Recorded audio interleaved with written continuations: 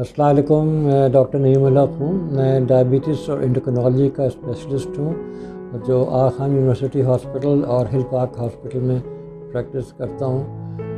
World diabetes day آ رہا ہے اور اس میں اس وقت اس کا جو مین تھیم ہے وہ نرسز کا رول ہے ڈائبٹیز میں، اور نرسز فرسٹ لائن ڈیفینس کو ہم کہہ سکتے ہیں وہ کرتی ہیں، کیونکہ ہمارے لیے دوا لکھنا اور انسولین لکھنا کافی نہیں ہوتا جب تک کہ پیشنٹس کو بتایا نہ جائے کہ کس طرح دوا کھانی ہے، کس طرح انسولین لگانی ہے، کس طرح جگہیں چینج کرنی ہیں۔